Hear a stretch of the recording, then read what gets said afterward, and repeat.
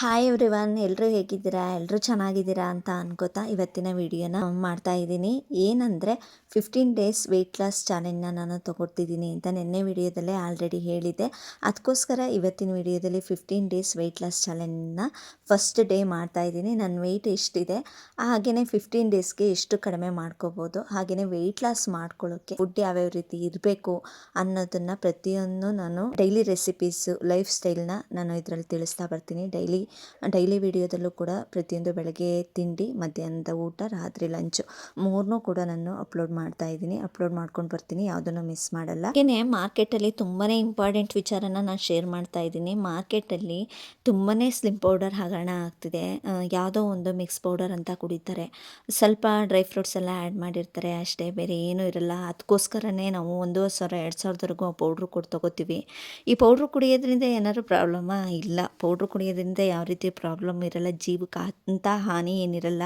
ಆದರೆ ನಾನು ಹೇಳೋದು, ಆ ಪೌಡ್ರು ಕುಡಿದ್ರೆ ಸಣ್ಣ ಆಗ್ತಾರೆ ಅಂದರೆ, ಹೌದು ಸಣ್ಣ ಆಗ್ತಾರೆ, ನಿಜವಾಗ್ಲೂ ಸಣ್ಣ ಆಗ್ತಾರೆ. ಆ ಪೌಡ್ರು ಯಾಕೆ ಸಣ್ಣ ಆಗ್ತಾರೆ? ನಿಜ ವೆಯ್ಟ್ ಕಮ್ಮಿ ಮಾಡ್ಬೋದು. ಏನಕ್ಕೋಸ್ಕರ ಕಮ್ಮಿ ಮಾಡ್ಬೋದು? ನಾನೊಂದು ಉದಾಹರಣೆ ಕೊಡ್ತೀನಿ. ನಾವು ಸಗಣಿ ಕುಡಿದ್ರೂ ಕೂಡ ಕಮ್ಮಿ ಆಗ್ತೀವಿ, ಆಯಿತಾ? ದನಿ ತೊಪ್ಪೆ ಇರುತ್ತಲ್ವ ಹಸುದು, ಅದನ್ನು ಕುಡಿದ್ರೂ ಮಿಕ್ಸ್ ಮಾಡ್ಕೊಂಡು ಕುಡಿದ್ರೂ ಸಣ್ಣ ಆಗ್ತೀವಿ. ಯಾಕೆ ಹೇಳಿ? ಒಂದು ಲೋಟ ಬೆಳಗ್ಗೆ, ಒಂದು ಲೋಟ ಮಧ್ಯಾಹ್ನ, ಒಂದು ಲೋಟ ರಾತ್ರಿ, ಒಂದು ಲೋಟ ಈ ಪೌಡರ್ನೇ ಮಿಕ್ಸ್ ಮಾಡ್ಕೊಂಡು ಕುಡಿತಾ ಬಂದರೆ ನಮ್ಮ ದೇಹ ಏನಾಗುತ್ತೆ ಅಂತ ಸ್ವಲ್ಪ ಯೋಚನೆ ಮಾಡಿ.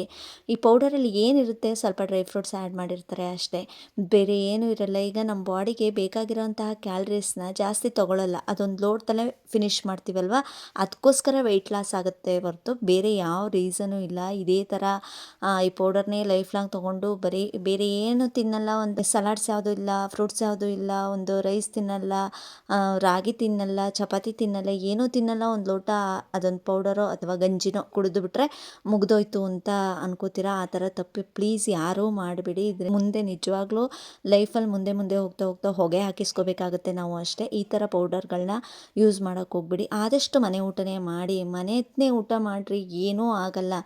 ತಿನ್ನಿ, ಚಪಾತಿ ತಿನ್ನಿ, ದೋಸೆ ತಿನ್ನಿ, ಇಡ್ಲಿ ತಿನ್ನಿ, ಎಲ್ಲ ಊಟ ಮನೆ ಊಟನೇ ಮಾಡಿ. ಆದರೆ ಎಷ್ಟಿರಬೇಕು ಅದರಲ್ಲಿ? ಪ್ರೋಟೀನ್ ಎಷ್ಟಿರಬೇಕು, ಫೈಬರ್ ಎಷ್ಟಿರಬೇಕು, ಎಲ್ಲ ತರಕಾರಿ, ಸಲಾಡ್ಸ್ ಯಾವ ಥರ ಇರಬೇಕು, ಪ್ರತಿಯೊಂದು ಯೋಚನೆ ಮಾಡಿ ತಿನ್ನಿ.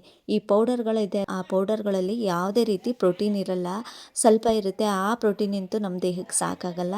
ಅದಲ್ಲದೆ ಕ್ಯಾಲ್ರೀಸು ಕೂಡ ಕಮ್ಮಿ ಇರೋದ್ರಿಂದ ಸಣ್ಣ ಆಗ್ತೀವಿ. ಈ ಥರ ಪ್ರೋಟೀನ್ ಕಮ್ಮಿ ತೊಗೊಂಡ್ರೆ ನಮ್ಮ ದೇಹ ಏನಾಗುತ್ತೆ? ನಾನು ತುಂಬ ವಿಡಿಯೋದಲ್ಲಿ ಪದೇ ಪದೇ ಹೇಳ್ತಾನೆ ಬರ್ತಾ ಇದ್ದೀನಿ, ಪ್ರೋಟೀನ್ ಕಮ್ಮಿ ಮಾಡಿದರೆ ಮಸಲ್ಸು ಲಾಸ್ ಆಗ್ತಾ ಹೋಗುತ್ತೆ.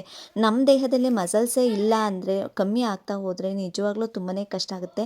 ಬೇಗ ವೆಯ್ಟ್ ಲಾಸ್ ಆಗ್ತೀರಾ, ಅದೇ ರೀತಿ ಅದ್ರ ಡಬ್ಬಲ್ ಆಗಿ ವೆಯ್ಟ್ ಗೇನ್ ಆಗಿಬಿಡುತ್ತೆ.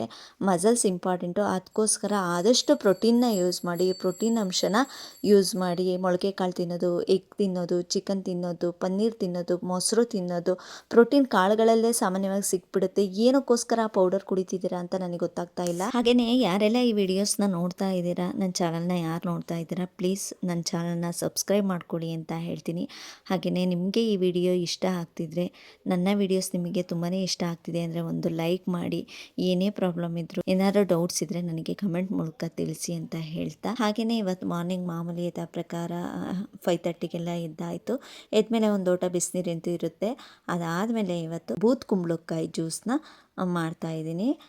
ಬೂದ್ಗುಂಬಳಕಾಯಿ ಜ್ಯೂಸನ್ನ ಹೇಗೆ ಮಾಡಿದೆ ಅಂತ ಕೂಡ ನಾನು ಈ ವಿಡಿಯೋದಲ್ಲಿ ತೋರಿಸಿದ್ದೀನಿ. ಬೂದ್ಗುಂಬಳಕಾಯಿ ಕಟ್ ಮಾಡಿಕೊಂಡು ಅದ್ರ ಜೊತೆಗೆ ಸ್ವಲ್ಪ ನೆಲ್ಲಿಕಾಯಿನ ಆ್ಯಡ್ ಮಾಡಿಕೊಂಡು, ಅದ್ರ ಜೊತೆಗೆ ಸ್ವಲ್ಪ ಶುಂಠಿನೂ ಆ್ಯಡ್ ಮಾಡಿಕೊಂಡು ನಾನು ಈ ಥರ ಜ್ಯೂಸ್ ಮಾಡ್ತಾಯಿದ್ದೀನಿ.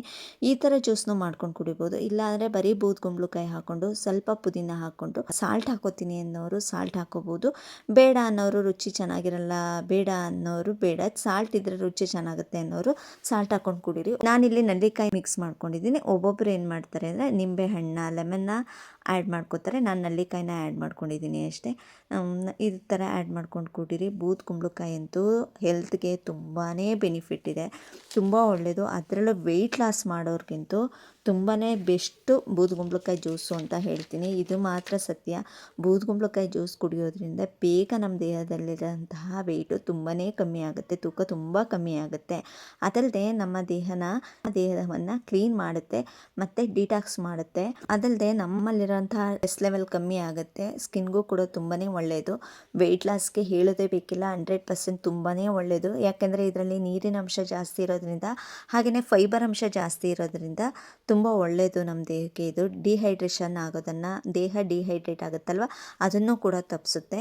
ಹಾಗಾಗಿ ಕುಂಬಳಕಾಯಿ ಜ್ಯೂಸನ್ನ ವಾರಕ್ಕೆ, ತುಂಬ ಸಣ್ಣ ಆಗಬೇಕು, ನಾನು ವೆಯ್ಟ್ ಲಾಸ್ ಬೇಗ ಮಾಡಬೇಕು ಅನ್ನೋರು ವಾರಕ್ಕೆ 3 ಟೈಮ್ಸ್ ಆದರೂ ಬೂದು ಕುಂಬಳಕಾಯಿ ಜ್ಯೂಸನ್ನ ಮಾಡ್ಕೊಂಡು ಕುಡೀರಿ. ತುಂಬಾ ಚೆನ್ನಾಗಿ ವೆಯ್ಟ್ ಲಾಸ್ ಆಗುತ್ತೆ. ಬಟ್ ಕುಡಿಯೋಕ್ಕೆ ಸ್ವಲ್ಪ ಅಷ್ಟು ಜ್ಯೂಸು ಅಂದಮೇಲೆ ಹೆಲ್ತಿ, ಏನೇ ತಿನ್ನಿ ಏನೇ ಕುಡೀರಿ ಅದು ತಿನ್ನೋಕ್ಕೆ ಚೆನ್ನಾಗಿರಲ್ಲ, ಕುಡಿಯೋಕ್ಕೆ ಚೆನ್ನಾಗಿರಲ್ಲ, ಬಟ್ ದೇಹಕ್ಕೆ ಒಳ್ಳೆಯದು. ನಾನು ಆಗಲೇ ಒಂದು ಗಾದೆ ಮಾತು ಹೇಳಿದ್ದೀನಿ ನಿಮಗೆ ಕೂಡ, ಬಾಯಿಗೆ ಸಿಹಿಯಾದದ್ದು ಉದರಕ್ಕೆ ಕಹಿ, ಉದರಕ್ಕೆ ಸಿಹಿಯಾದದ್ದು ಬಾಯಿಗೆ ಕಹಿ ಅಂತ. ಹೌದಲ್ವಾ? ಅದಕ್ಕೆ ಉದಾಹರಣೆ ಕೂಡ ಹಾಗಲಕಾಯಿ ಕೂಡ ಕೊಟ್ಟಿದೆ. ಹಾಗಲಕಾಯಿ ತಿನ್ನೋಕೆ ತುಂಬಾ ಕಹಿ, ತಿನ್ನೋಕ್ಕಾಗಲ್ಲ, ಬಟ್ ಹೊಟ್ಟೆಗೆ ಉದರಕ್ಕೆ ಎಷ್ಟು ಒಳ್ಳೆಯದು ಅಂತ ಕೂಡ ನಾನು ರೀಸನ್ ಹೇಳಿದೆ. ಅದಕ್ಕೋಸ್ಕರ ಹೇಳ್ತಾ ಇದ್ದೀನಿ. ನಾನು ತಿಂಡಿ ಕೂಡ 2 ಚಪಾತಿ ಮಾಡ್ಕೊಂಡಿದ್ದೀನಿ, ಅದ್ರ ಜೊತೆಗೆ ತರಕಾರಿ ಪಲ್ಯ ಮಾಡಿದ್ದೀನಿ. ಈಗ ಅವರೆಕಾಯಿ ಸೀಸನ್ ಆಗಿರೋದ್ರಿಂದ ಅವರೆಕಾಳು ಪಲ್ಯ ಮಾಡಿಕೊಂಡು ಇನ್ನು ಸೈಡಿಗೆ ಸಲಾಡ್ಸ್ ಇದೆ, 2 ಚಪಾತಿ, ಇದಿಷ್ಟು ನನ್ನ ತಿಂಡಿಗೆ ಸಾಕಾಗುತ್ತೆ. ಅದು ಬಿಟ್ಟರೆ ಇನ್ನು ನನ್ನ ವೆಯ್ಟು ಇವತ್ತು 15 ಡೇಸ್ ಚಾಲೆಂಜ್ ತೊಗೊಂಡಿರೋದ್ರಿಂದ ನನ್ನ ವೆಯ್ಟ್ ಬಂದು 61 ಇದೆ. ನೀವು ನೋಡ್ತಾ ಇರ್ಬೋದು 61 ನನ್ನ ವೆಯ್ಟ್ ಬಂದಿರೋದು.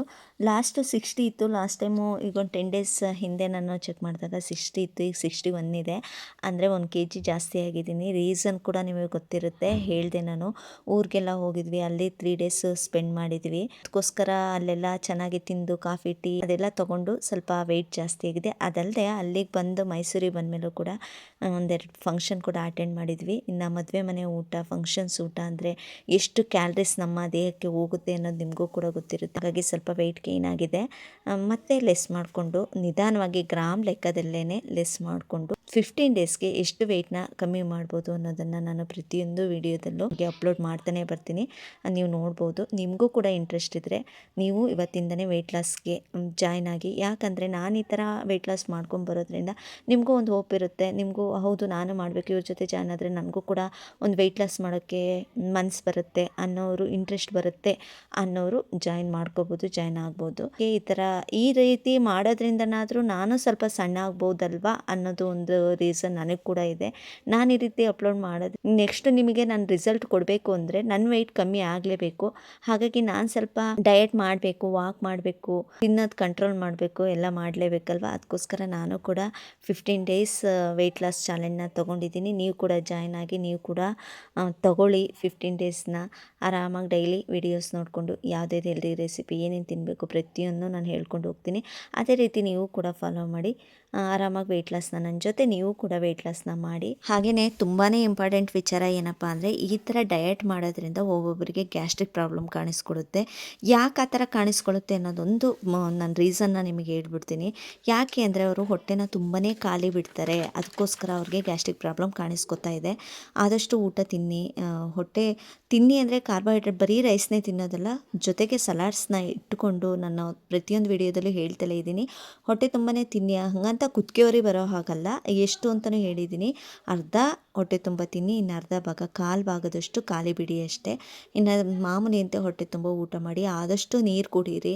ಅದಲ್ಲದೆ ಬೆಳಗ್ಗೆ ಹೆಲ್ದಿ ಡ್ರಿಂಕಲ್ಲಿ ನೀವು ಏನಾದರೂ ಬಿಸಿನೀರಿಗೆ ನಿಂಬೆ ರಸ ಹಾಕ್ಕೊಂಡು ಅಥವಾ ನೆಲ್ಲಿಕಾಯಿ ಜ್ಯೂಸು ಈ ಥರ ಹುಳಿ ಇರೋ ಐಟಮ್ಸ್ನ ಕುಡಿತಾ ಇದ್ದರೆ ಪ್ಲೀಸ್ ಅದನ್ನು ಸ್ಟಾಪ್ ಮಾಡಿಬಿಡಿ. ಖಾಲಿ ಹೊಟ್ಟೆಯಲ್ಲಿ ನೀವು ಆ ಥರ ಹುಳಿ ಅಂಶ, ಸಿಟ್ರಿಕ್ ಇರೋ ಅಂಶನ ತಿನ್ನೋಕೆ ಹೋಗ್ಬೇಡಿ, ಇದರಿಂದ ಗ್ಯಾಸ್ಟ್ರಿಕ್ ಸ್ಟಾರ್ಟ್ ಆಗುತ್ತೆ. ಅದಲ್ಲದೆ ಈಗ ಹಸಿ ತರಕಾರಿಗಳನ್ನ ಜಾಸ್ತಿ ತಿನ್ನೋದ್ರಿಂದನೂ ಸ್ವಲ್ಪ ಗ್ಯಾಸ್ಟ್ರಿಕ್ ಪ್ರಾಬ್ಲಮ್ ಜಾಸ್ತಿ ಆಗುತ್ತೆ. ಆದಷ್ಟು ಬೇಯಿಸಿ ತಿನ್ನಿ ತರಕಾರಿಗಳನ್ನು. ಇನ್ನು ಒಂದು ಮಾತೇ ಇದೆ, ಅರಿವರಿ ಕರಿ, ಇಷ್ಟನ್ನು ಬಿಡಬೇಕಾಗುತ್ತೆ. ಗ್ಯಾಸ್ಟ್ರಿಕ್ ಇರೋರು ಅರಿವರಿ ಕರಿ ಅಂದರೆ ಆದಷ್ಟು ಹುಳಿ ಇರೋವಂಥದ್ದು, ಖಾರ ಇರೋವಂಥದ್ದು, ಮಸಾಲೆ ಇರೋವಂಥ ವಸ್ತುಗಳನ್ನು ಬಿಟ್ಬಿಡಬೇಕಾಗುತ್ತೆ. ವರಿ ಮೀನ್ಸ್ ಏನಪ್ಪ ಅಂದರೆ ಟೆನ್ಷನ್, ಯೋಚನೆ ಮಾಡೋದನ್ನು ಕಮ್ಮಿ ಮಾಡಿ. ಮೊದಲು ಚೆನ್ನಾಗಿ ನಿದ್ದೆ ಮಾಡಿ, ಸಣ್ಣ ಪುಟ್ಟ ವಿಚಾರಕ್ಕೆಲ್ಲ ಟೆನ್ಷನ್ ಮಾಡ್ಕೊಳಕ್ಕೆ ಹೋಗ್ಬಿಡಿ. ಅದು ಬಿಟ್ಟು ಕರಿ ಬಂದರೆ, ಕರಿ ಐಟಮ್ಸ್ ಏನಪ್ಪ ಅಂದರೆ ಬಜ್ಜಿ, ಬೋಂಡ, ಕೋಡ್ಬಳೆ, ಕಬಾಬು, ಈ ಥರ ಎಣ್ಣೆಯಲ್ಲಿ ಕರೆದಿರೋ ಅಂಥ ಐಟಮ್ಸ್ನ ಕಮ್ಮಿ ಮಾಡಬೇಕು. ಡಯಟ್ ಮಾಡೋರು ಈ ಐಟಮ್ಸ್ನ ತಿನ್ನಲ್ಲ ಅಂತ ನನಗೆ ಗೊತ್ತು. ಆದಷ್ಟು ಕಮ್ಮಿ ಮಾಡ್ತೀರಾ, ಬೇಕ್ರಿ ಐಟಮ್ಸು ಇದೆಲ್ಲ ಕಮ್ಮಿ ಮಾಡಿರ್ತೀರ. ಬಟ್ ಗ್ಯಾಸ್ಟ್ರಿಕ್ ಇದಕ್ಕೂ ಬರ್ತಿದೆ ಅಂದರೆ ಏನಕ್ಕಪ್ಪ ಅಂದರೆ ಹುಳಿ ಮತ್ತು ಖಾರನ ನೀವು ಜಾಸ್ತಿ ಯೂಸ್ ಮಾಡ್ತಿದ್ದೀರಾ, ಮಸಾಲೆ ಐಟಮ್ಸ್ನ ಜಾಸ್ತಿ ಯೂಸ್ ಮಾಡ್ತಿದ್ದೀರಾ ಅನಿಸುತ್ತೆ. ಅದನ್ನು ಒಂದು ಸಲ ಚೆಕ್ ಮಾಡ್ಕೊಳ್ಳಿ. ಅದಲ್ಲದೆ ನೀರನ್ನ ಕಮ್ಮಿ ಕುಡಿತಿದ್ದೀರಾ ಅನಿಸುತ್ತೆ. ಅದಲ್ಲದೆ ಖಾಲಿ ಹೊಟ್ಟೆಯಲ್ಲಿ ಈ ಥರ ಜ್ಯೂಸು ಹೆಲ್ದಿ ಜ್ಯೂಸು ಅಂತ ಹೇಳಿದೆ. ಅದು ಗ್ಯಾಸ್ಟ್ರಿಕ್ ಇಲ್ಲ ಅನ್ನೋರಿಗೆ ಏನೂ ಆಗಲ್ಲ. ಗ್ಯಾಸ್ಟ್ರಿಕ್ ಪ್ರಾಬ್ಲಮ್ ಇರೋರಿಗೆ ಪ್ಲೀಸ್ ಇದೆಲ್ಲ ನೆಲ್ಲಿಕಾಯಿ ಜ್ಯೂಸು, ನಿಂಬೆಹಣ್ಣಿನ ರಸ ಹಾಕ್ಕೊಂಡು ಕುಡಿಯೋದು ಈ ಥರ ಮಾಡೋಕ್ಕೆ ಹೋಗ್ಬೇಡಿ. ಅದ್ರ ಬದಲು ಬೇರೆ ರೀತಿ ಜ್ಯೂಸನ್ನ ಕುಡೀರಿ. ಜೀರಿಗೆ ನೀರು ಕುಡಿಯೋದು ಅಥವಾ ಈಗ ಬೂದ್ಕುಂಬಳಕಾಯಿ ತೋರಿಸ್ದೆ, ಬರೀ ಬೂದ್ಕುಂಬಳಕಾಯಿನ ಜ್ಯೂಸ್ ಮಾಡ್ಕೊಂಡು ಕುಡೀರಿ. ಅದಕ್ಕೆ ನೆಲ್ಲಿಕಾಯಿ ಆಗಲಿ ನಿಂಬೆಹಣ್ಣಾಗಲಿ ಆ್ಯಡ್ ಮಾಡ್ಕೊಬೇಡಿ. ಇದರಿಂದ ನಿಮಗೆ ಗ್ಯಾಸ್ಟ್ರಿಕ್ ಪ್ರಾಬ್ಲಮ್ಮು ಕಮ್ಮಿ ಆಗುತ್ತೆ, ವೆಯ್ಟ್ ಕೂಡ ಲಾಸ್ ಮಾಡ್ಕೋಬೋದು. ಈ ಥರ ಮಾಡ್ಕೊಂಡು ಬನ್ನಿ. ಅದೊಂದು ನಾನು ಗ್ಯಾಸ್ಟ್ರಿಕ್ ಪ್ರಾಬ್ಲಮ್ ಇರೋರಿಗೆ ಇದೊಂದು ಹೇಳ್ತೀನಿ. ಹೊಟ್ಟೆನ ಎಷ್ಟು ಖಾಲಿ ಬಿಡ್ತೀವೋ ಅಷ್ಟು ನಮಗೆ ಗಾಳಿ ತುಂಬಿಕೊಳ್ಳುತ್ತೆ, ಗ್ಯಾಸ್ಟ್ರಿಕ್ ಸ್ಟಾರ್ಟ್ ಆಗುತ್ತೆ. ಆದಷ್ಟು ಹೊಟ್ಟೆನ ಖಾಲಿ ಬಿಡಬೇಡಿ. ಹಸಿವು ಆದಾಗ ಏನಾದರೂ ಸ್ವಲ್ಪ ತಿನ್ನಿ. ಹೊಟ್ಟೆನ ಖಾಲಿ ಬಿಟ್ಕೊಬಿಟ್ರೆ ನಿಜವಾಗ್ಲೂ ಗ್ಯಾಸ್ಟ್ರಿಕ್ ಪ್ರಾಬ್ಲಮ್ ಸ್ಟಾರ್ಟ್ ಆಗುತ್ತೆ. ಸುಮ್ಮನೆ ಇಲ್ಲದೆ ಇರೋ ಅಂತಹ ಪ್ರಾಬ್ಲಮ್ನ ತಂದಿಟ್ಕೊಬಿಡಿ. ವೆಯ್ಟ್ ಲಾಸ್ ಮಾಡೋಕ್ಕೋಗಿ ಗ್ಯಾಸ್ಟ್ರಿಕ್ ಪ್ರಾಬ್ಲಮ್ನ ತಂದಿಟ್ಕೊಂಡ್ರೆ ಅದೇ ಬೇರೆ ರೀತಿ ಆಗ್ಬಿಡುತ್ತೆ. ಆ ಕೆಲಸನ ಪ್ಲೀಸ್ ಮಾಡೋಕ್ಕೆ ಹೋಗ್ಬಿಡಿ ಅಂತ ಹೇಳ್ತೀನಿ. ಇನ್ನು ಇದ್ರ ಜೊತೆಗೆ ಒಂದು ಒಳ್ಳೆ ಮೋಟಿವೇಶನ್ ಥಾಟ್ಸ್ನ ಹೇಳ್ತಾ ಇದ್ದೀನಿ. ಒಂದು ಒಳ್ಳೆ ಗಾಡಿ ಇದೆ ಅಂದ್ಕೊಳ್ಳಿ, ಅದನ್ನು ಪೂಜೆ ಮಾಡೋಕ್ಕೋಸ್ಕರನೇ ಹೊರಗಡೆ ತೆಗೆದು ಪೂಜೆ ಮಾಡಿ ಮತ್ತೆ ವಾಪಸ್ ಒಳಗಡೆ ನಿಲ್ಲಿಸಿದ್ರೆ ಏನಾಗುತ್ತೆ ಆ ಗಾಡಿ, ಹೌದಲ್ವಾ? ಟಯರು ಮತ್ತು ಇಂಜಿನ್ ಕೂಡ ಹಾಳಾಗೋಗುತ್ತೆ. ಹಾಗೆ ನಮ್ಮ ಬಾಡಿನೂ ಕೂಡ ಕೂತ್ಕೊಂಡೇ ಇದ್ದರೆ ಏನಾಗುತ್ತೆ ಹೇಳಿ, ಹೌದಲ್ವಾ? ಕೂತ್ಕೊಂಡೇ ಇದ್ದರೆ ನಮ್ಮ ದೇಹ ಎಲ್ಲ ಇಂಜಿನ್ ಥರನೇ, ಟೈರ್ ಇಂಜಿನ್ ಥರನೇ ನಮ್ಮ ದೇಹನೂ ಹಾಳಾಗುತ್ತೆ. ಆದಷ್ಟು ನಾವು ಎಕ್ಸಸೈಸು ಮಾಡಲೇಬೇಕು. ನಾವು ಆದಷ್ಟು ಆ್ಯಕ್ಟಿವ್ ಆಗಿರಬೇಕು. ನಮ್ಮ ಕೈ ಕಾಲು ಬೆರಳುಗಳು ಎಲ್ಲನೂ ಕೂಡ ಯೂಸ್ ಆಗಬೇಕು. ನಮ್ಮ ಕೈ ಕಾಲು ಬಾಡಿ ಬೆರಳು ಸಮೇತ ನಮ್ಮ ಬಾಡಿ ಕೂಡ ಯೂಸ್ ಆಗಬೇಕು. 20% ಕಾಲಲ್ಲಿದ್ದರೆ 80% main important, 20% physical activities. Main important 80% ಬಾಯಲ್ಲಿರಬೇಕು. ಅಂದರೆ ನಮ್ಮ ಬಾಯಲ್ಲಿ ಕಂಟ್ರೋಲ್ ಇರಬೇಕು. ನಾವು ಏನು ತಿನ್ನಬೇಕು, ಹೇಗೆ ತಿಂತಾ ಇದ್ದೀವಿ, ಏನನ್ನು ತಿಂತಾ ಇದ್ದೀವಿ ಅನ್ನೋದು 100% ಏನಿರಬೇಕು, ನಮ್ಮ ತಲೆಯಲ್ಲಿ ಇರಬೇಕು. ನಮ್ಮ ತಲೆಯಲ್ಲಿ 100% ಇದ್ದರೆ 80% ನಮ್ಮ ಬಾಯಲ್ಲಿ ಕಂಟ್ರೋಲ್ ಅನ್ನೋದು ಬಂದುಬಿಡುತ್ತೆ. ಏನನ್ನು ತಿಂತೀವಿ, ಏನನ್ನು ಬೇಡ, ಇದು ನಮ್ಮ ದೇಹಕ್ಕೆ ಬೇಡ ಅನ್ನೋದು ನಮಗೆ ಗೊತ್ತಾಗ್ಬಿಡುತ್ತೆ. ಅದಲ್ಲದೆ ಇನ್ನು 20% ಅಷ್ಟೇ ನಮ್ಮ ಫಿಸಿಕಲ್ ಆ್ಯಕ್ಟಿವಿಟೀಸ್ ಇರಬೇಕು. ಫಿಸಿಕಲ್ ಆ್ಯಕ್ಟಿವಿಟೀಸ್ ಅಂದರೆ ನಿಮಗೆ ಗೊತ್ತಿರೋ ಅಂಥದ್ದೇ, ವಾಕ್ ಆಗಲಿ, ಯೋಗ ಆಗಲಿ, ಅಥವಾ ರನ್ನಿಂಗ್, ಜಿಮ್ಗೆ ಹೋಗೋದಾಗಲಿ, ಎಕ್ಸಸೈಸ್ ಮಾಡೋದಾಗಲಿ, ಆ್ಯಕ್ಟಿವಿಟೀಸ್, ಒಂದು ಡ್ಯಾನ್ಸ್ ಆಗಲಿ, ಪ್ರತಿಯೊಂದು ಇನ್ನು 20% ಅಷ್ಟಿದ್ರೆ ಸಾಕು. ಪ್ರತಿಯೊಂದು ಇರೋದು ನಾವು ತಿನ್ನೋ ಊಟದಲ್ಲಿ. 80% ನಮ್ಮ ಬಾಯಲ್ಲೇ ಇದೆ. ನಮ್ಮ ಬಾಯಿನ ಜಿಪ್ ಹಾಕ್ಬಿಡಿ, ನಮ್ಮ ಬಾಯಿಗೆ ಯಾವುದು ಬೇಕು ಯಾವುದು ಬೇಡ ಅನ್ನೋದನ್ನು. ಇನ್ನು ಮಧ್ಯಾಹ್ನದ ಊಟಕ್ಕೆ ಬಂದರೆ, ಈಗ ಅವರೆಕಾಳು ಸೀಸನ್ ಆಗಿರೋದ್ರಿಂದ ಚಿಲುಕಿಸಿ ಅವರೆಕಾಳು ಸಾಂಬಾರು ಜೊತೆಗೆ ಸ್ವಲ್ಪ ಮೊಟ್ಟೆನ ಆ್ಯಡ್ ಮಾಡ್ಕೊಂಡಿದ್ದೀನಿ. ಮೊಟ್ಟೆ ಸಾಂಬಾರು, ಇದಕ್ಕೆ ಅದೇ ಕಾಂಬಿನೇಷನ್ ತುಂಬಾ ಚೆನ್ನಾಗಿರುತ್ತೆ, ಚಿಲ್ಕ ಅವರೆಕಾಳು ಮೊಟ್ಟೆ ಸಾಂಬಾರು. ಹಾಗಾಗಿ ಈ ರೆಸಿಪಿ ಕೂಡ ಪ್ರತಿಯೊಂದು ನಾನು ತಿಳಿಸಿದ್ದೀನಿ. ನಿಮಗೂ ಬೇಕು ಅಂದರೆ ಕಡಿಮೆ ಆಯಿಲ್ ಹಾಕ್ಕೊಂಡು ಏನೇನು ಐಟಮ್ಸ್ ಹಾಕ್ಕೊಂಡು ಚೆನ್ನಾಗಿ ಮಾಡ್ಬೋದು ಅನ್ನೋದು ಕೂಡ ಅಪ್ಲೋಡ್ ಮಾಡಿದ್ದೀನಿ. ಬೇಕು ಅಂದವರು ಯೂಸ್ ಆಗುತ್ತೆ. ಆರಾಮಾಗಿ ಇದನ್ನು ಒಂದಿನ ಟ್ರೈ ಮಾಡಿ ನೋಡಿ, ನಿಮಗೆ ಖುಷಿ ಅನಿಸುತ್ತೆ. ಸ್ವಲ್ಪನೇ ಆಯಿಲ್ ಹಾಕ್ಕೊಂಡು, ನೀವು ನೋಡ್ತಾ ಇರ್ಬೋದು ಅಲ್ಲಿ ಸಾಂಬಾರಲ್ಲೂ ಕೂಡ ಮೇಲೆ ಆಯಿಲ್ ಯಾವುದೇ ರೀತಿ ಬಂದಿಲ್ಲ.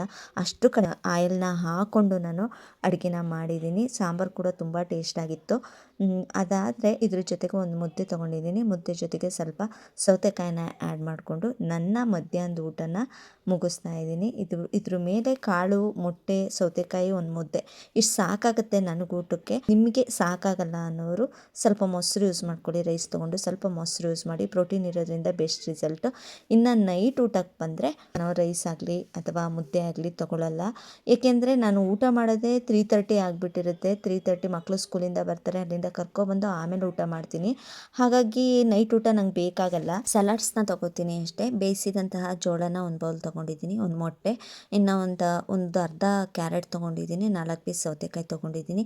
ಇದಿಷ್ಟು ನನ್ನ ನೈಟ್ ಊಟಕ್ಕೆ ಸಾಕಾಗುತ್ತೆ. ಏಕೆಂದರೆ ಲೇಟಾಗಿ ನಾನು ಮಧ್ಯಾಹ್ನ ಟೈಮ್ ಊಟ ಮಾಡೋದ್ರಿಂದ ನೈಟ್ ಸ್ವಲ್ಪ ಸ್ನ್ಯಾಕ್ಸ್ ಅಷ್ಟೇ ತೊಗೋತೀನಿ. ಈ ಥರ ಸಲಾಡ್ಸು, ಸ್ನ್ಯಾಕ್ಸ್ ಎಲ್ಲ ಸಲಾಡ್ಸ್ ತೊಗೋತೀನಿ.